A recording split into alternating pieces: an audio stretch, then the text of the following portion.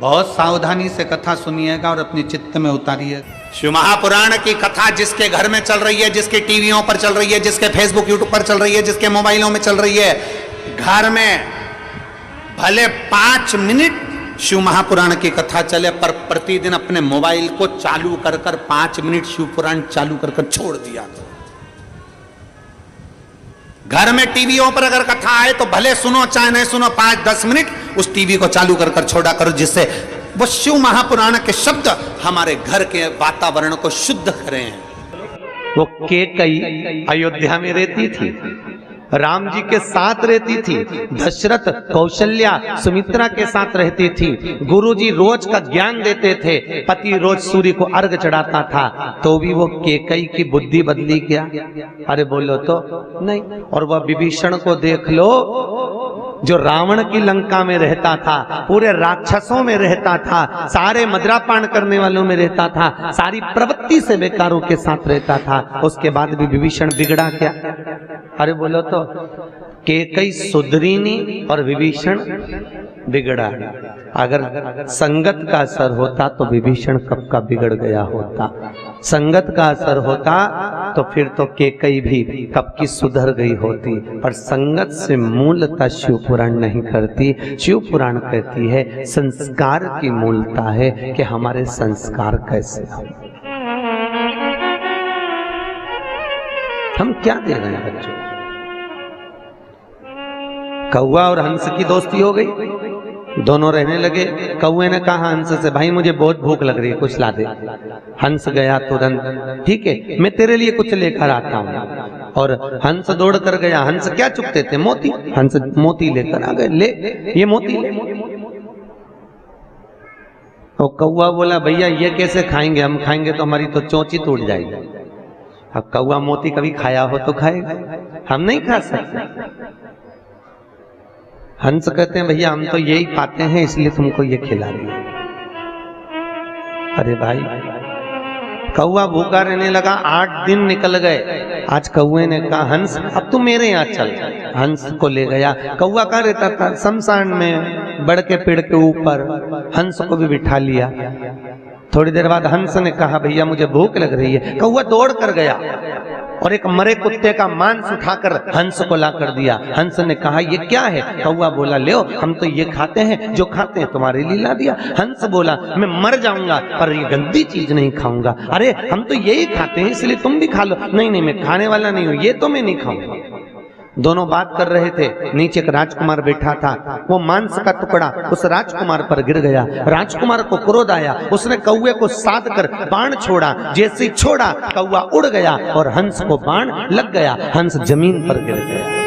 हंस जमीन पर गिरा और जैसे ही हंस जमीन पर गिरा राजकुमार ने हंस से कहा हंस देव मैंने तो कौवे को बाण मारा था और बाण तुमको लग गया। अरे हंस बोला राजकुमार तो ये तुम्हारी दिक्कत नहीं, ये तुम्हारी गलती नहीं, गलती मेरी है।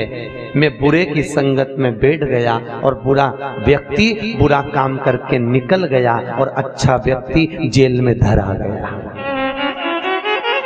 जो बुरा होता है वो बुरा कर्म कर कर निकल जाता है। बुरा करने वाला व्यक्ति बुराई कर कर निकल जाता है। बुरा कर्म करने वाला व्यक्ति अपना बुरा तत्व ग्रहण कर कर, बुरा तत्व प्रसिद्ध कर कर निकल जाता है। पर जो अच्छा है, जो अपनी बुद्धि से, चित्त से, अपने मनन से जो बहुत अच्छा है वो धरा जाता है।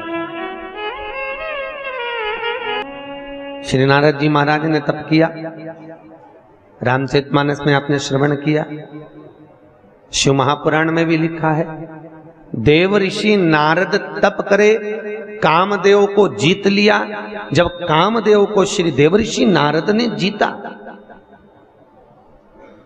तो सबसे पहले देव ऋषि नारद कामदेव को जीतकर अगर पहुंचे तो सीधे पहुंचे भगवान शंकर के पास। क्यों? क्योंकि भगवान शंकर ने कामदेव को नहीं जीता था। कामदेव ने शिव जी की समाधि को तोड़ दिया, समाधि को तोड़ दिया।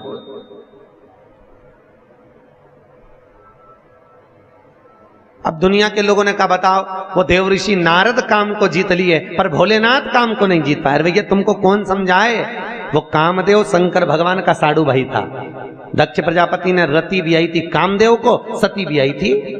अरे बोलो तो महादेव को, शंकर जी को। अब ईमानदारी से बोलो, साड़ू भाई आएगा तो सम्मान करने के लिए खड़ा होना पड़ेगा कि नहीं होना पड़ेगा? तो कई लोगों ने कहा भगवान भोलेनाथ को तो आंख बंद करके बैठे रहना था, कामदेव क्या बिगाड़ लेता? कामदेव ने भगवान शिव की समाधि क्यों तोड़ी और भगवान शंकर ने समाधि क्यों तोड़ी? वो तो बैठे रहते। भैया, धर्म पत्नी के रिश्तेदार अगर आए तो पति का फर्ज है कि थोड़ा सम्मान देना पड़ता है। नी दे अब रहने दो।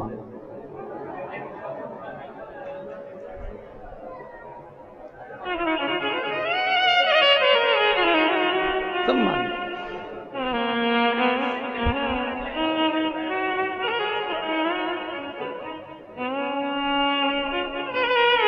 अभी हमारे बनवारी लाल जी मामा जी को लेकर आए थे, और इनके माता के पक्ष के मामा जी थे, है? तो भी सम्मान दे रहे थे कि नहीं दे रहे? भैया ये हमारे मामा पक्ष के हैं, हमारे मामा है। फिर कहा ये मामा की बहू है, सम्मान दे। अब देवऋषि नारद को क्या दिक्कत? देवऋषि नारद तो अपने आनंद मस्ती में, पर भगवान शिव को तो पूरी रिश्तेदारी देखना पड़ेगी ना। सबसे सुंदर अगर कोई रिश्तेदारी निभाना जानता है तो मेरा महादेव जानता है। दुनिया में कोई नहीं जान सकता इतनी सुंदर रिश्तेदारी मेरा शंकर निभाता, मेरा भोलेनाथ निभाता, सबसे सुंदर।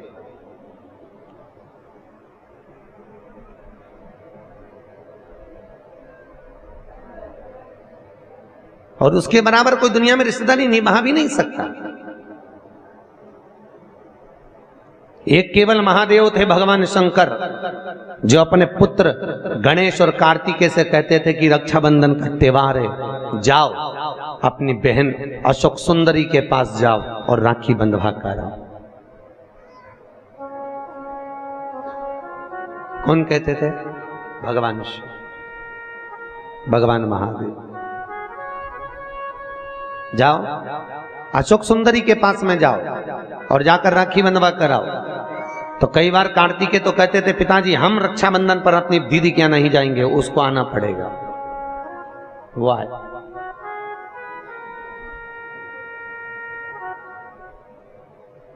तो भगवान भोलेनाथ कहते थे कार्तिकेय, जब तक माता पिता अगर जीवित हैं तब तक घर के बेटे को अपनी बहन के दरवाजे पर जाते रहना चाहिए।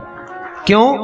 बुजुर्ग माँ बाप नहीं जा सकते, वृद्ध माता पिता अपने बेटी के घर बार बार नहीं जा सकते। क्यों? क्योंकि अधिक मास की कथा में लिखा है अगर बेटी के घर का एक अन्न का दाना खा ले तो व्यक्ति मरते समय उसके मुख में तुलसी का दल नहीं मिलता। अगर बेटी के घर का एक गिलास पानी पी लो तो मरते समय गंगा जल नहीं मिलता। ये अधिक मास में आप लोग जो 33 मालपुए का दान करते हो, क्यों करते हो?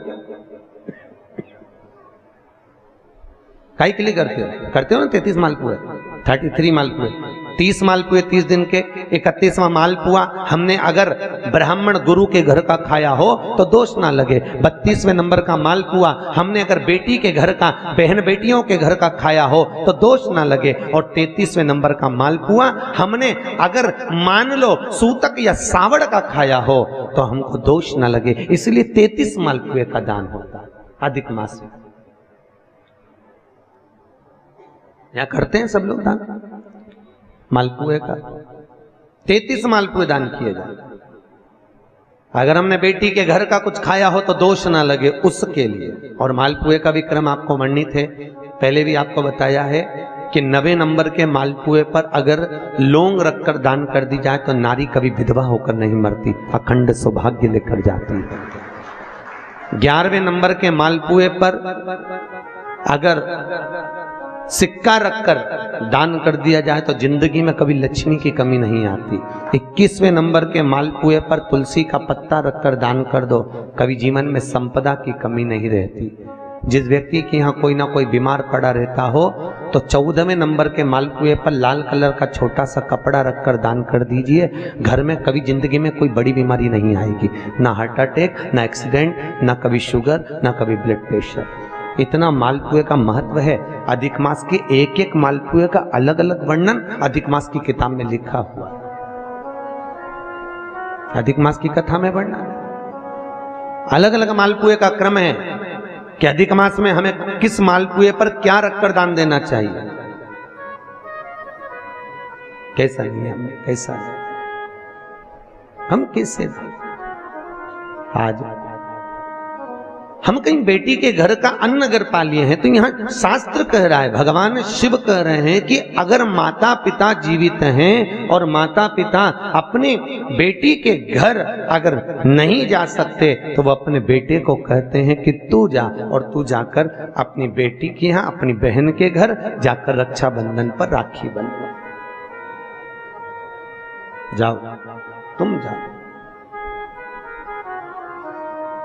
और भगवान गणेश जी महाराज राखी काय पर बैठकर बांधी जाती है? अरे बोलो तो, एक चौकी पर, पाटे पर, आसन पर बिठाकर रक्षा सूत्र बांधा जाता है। राखी बांधने के बाद बहन भाई के माथे पर, अरे बोलो तो, तिलक कर दो। आप लोग भी तिलक करते हैं। तिलक क्यों किया जाता है? तो कहते हैं ये तिलक हमारे यहाँ शुभ कार्य का प्रतीक है। पर तिलक प्रतीक है, पर जो चावल हम तिलक में लगाते हैं ये क्यों लगाते हैं? ये चावल का क्रम कहां से चालू हुआ? सिर में चावल चिपकाना, तिलक लगाने के बाद चावल लगाना, कहां से चालू हुआ? ये चावल है क्या? आखिर ये चावल तिलक के बाद में ब्राह्मण या आप किसी को भोजन करा रहे हो, जमाई को तिलक कर रहे हो, बेटी को तिलक कर रहे हो, तो कंकु लगाने के बाद चावल क्यों लगाया जाता है? उस चावल का क्या प्रमाण? उस अक्षत का क्या प्रमाण? क्यों लगाते हैं उसको? लगाते लगाते पूरी जिंदगी हो गई, अरे तो बता दो क्यों लगाते हैं? वो चावल का क्या प्रमाण है?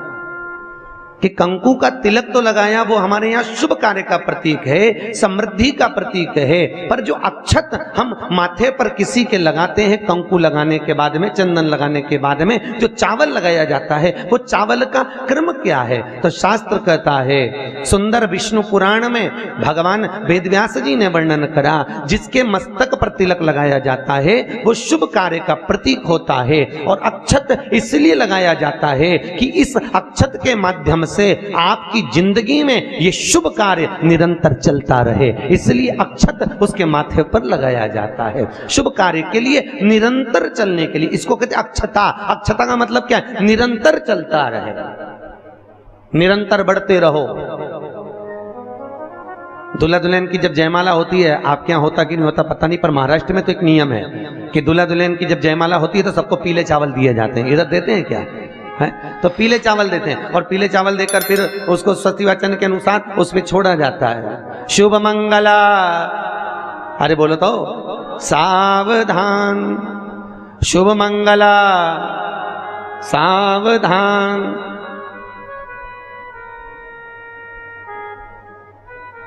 उसके ऊपर छोड़ते हैं कि सावधान। और ये चावल तुम्हारे मस्तक पर जो पड़ा हुआ है, तुम्हारे मस्तक पर जो डाला जा रहा है, तुम्हारी जिंदगी इसी प्रसन्नता में निरंतर बढ़ती चली जाए, वो अक्षता का मतलब है। केवल एक देव है महादेव, जिनको खंडित चावल कभी नहीं चढ़ता। शिव जी को आप बहुत सारा चावल नहीं चढ़ा सकते, एक दाना चढ़ाओ, पर खंडित मत चढ़ाओ। अक्षत, शंकर को कोई चीज खंडित नहीं चढ़ती। बेलपत्र भी चढ़ाओ, भले एक चढ़ाओ, पर पूर्ण चढ़ाइए। भगवान भोलेनाथ को पुष्प चढ़ाइए, पूर्णता में चढ़ाइए। हम कई जगह मंदिरों में जाते हैं तो भगवान के ऊपर फूल देखते हैं, तो फूल कई बार शिव जी के ऊपर, कई बार शिव जी के ऊपर, भगवान के ऊपर, आपके घर के मंदिर में कई बार कई लोग जो पुष्प चढ़ाते हैं, वो पुष्प चढ़ाने का तरीका भी लोगों को नहीं मालूम। जो फूल चढ़ाते हैं वो कई बार देवता के ऊपर रख देते हैं, इस तरह से। भैया, शास्त्र कहता है जिसके ठाकुर जी पर, जिसके मंदिर में, जिसके देवी देवता पर अगर पुष्प को उल्टा रख दिया जाए तो जितने शुभ कार्य हमारे घर में होने वाले रहते हैं वो सारे टलते चले जाते हैं। आज की जगह कल, कल की जगह परसों, परसों की जगह नरसों, नरसों की जगह खरसों। तुम करके देखना, अपने आप शुभ कार्य टलेंगे। इसलिए भगवान के सम्मुख में जो पुष्प चढ़ाया जाता है वो सीधा चढ़ाया जाता है। यहां तक शास्त्र कहता है अगर भगवान को पुष्प चढ़ा रहे हो तो अगर सीधा और उल्टा नहीं मालूम तो नीचे की जो डांट है उसको तोड़ दीजिए और पत्ती की पत्ती, पंखड़ी की पंखड़ी भगवान को समर्पित कर दीजिए। वो शिव जी को स्वीकार होगा, वो भगवान को स्वीकार होगा। ये उसी में कहा है, उसी में का शुक्र है। जैसे पानी में पड़ा हुआ पुष्प, काय में पड़ा हुआ, अरे बोलो जम के, पानी में। कई माताओं की आदत रहती है, हमने कई कई ब्राह्मणों को भी देखा, कई कई लोगों को देखा, क्या करते हैं, कमंडल ले जाते हैं, कमंडल डोलची, कमंडल में पानी रहता है, एक बाल्टी में पानी रहता है और पेड़ पे से तोड़ तोड़ के उसमें डालते रहते हैं। फूल को तोड़ा, उस बाल्टी में डाल दिया, बाल्टी में पानी है, उस पानी में फूल डल गया। और अगर पानी में फूल डल गया और उस फूल को निकालकर आपने महादेव को समर्पित करा, देवी देवता को समर्पित करा, ठाकुर जी को समर्पित करा, कृष्ण राम नारायण लक्ष्मी को समर्पित करा, तो जो पानी में पड़ा हुआ फूल निकालकर अगर हमने देवता को चढ़ाया तो वो निर्माल्य के तुल्य हो गया। काय के तुल्य है? निर्मल। निर्मल जानते हो, भगवान पे चढ़ा हुआ फूल, मतलब उसका कोई परिभाषा नहीं है, तुम कितने ही चढ़ा लो, वो निर्माल्य के तुल्य। अगर पानी में पड़ा हुआ पुष्प निकालकर पानी के लोटे में से, पानी के कलश में से, पानी की बाल्टी में से उठाकर चढ़ाया है तो वो निर्माल्य हो गया, मतलब चढ़ा चढ़ाया फूल हो गया, उसको भगवान स्वीकार नहीं करते, याद रखिए। उसी तरह जैसे तांबे की प्लेट में रखा हुआ चंदन, तांबे की प्लेट में अगर चंदन रखा है और वो अपन ने लगा दिया तो वो चमड़े के बराबर हो जाता है। इसलिए तांबे की प्लेट का चंदन किसी को नहीं चढ़ाया जाता, किसी देवता को नहीं लगाया जाता, किसी देवता, निर्माल्य।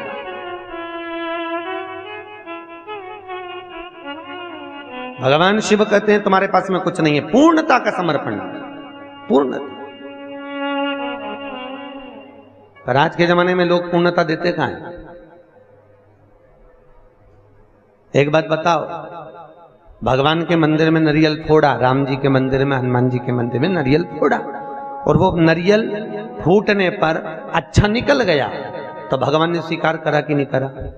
अरे बोलो जम के, अच्छे से बोलो, करा? अच्छा ठीक है, आप बोल रहे हो करा, शिव पुराण करे ही नहीं करा। अगर नारियल फोड़ने पर राम मंदिर, हनुमान मंदिर में, देवी मंदिर में नारियल को फोड़ा और फूटने के बाद अगर वो नारियल अच्छा निकल गया, उसमें से थोड़ा सा टुकड़ा तो तुमने भगवान को चढ़ाया, बाकी का सब घर ले जाके चक्कू से निकाल निकाल के खा गए। और मान लो वो नारियल फूटने पर बेकार निकल गया तो तुम उसको घर ले जाओगे? नहीं। क्या करोगे? जब हनुमान जी की परिक्रमा कर रहे होगे तो नारियल को वहीं पटक दो। तो भगवान शिव की कथा कर रही है कि भगवान शंकर को पूर्णता का भाव चाहिए। बेलपत्र दो, पूर्ण दीजिए, पुष्प दो, पूर्ण दीजिए।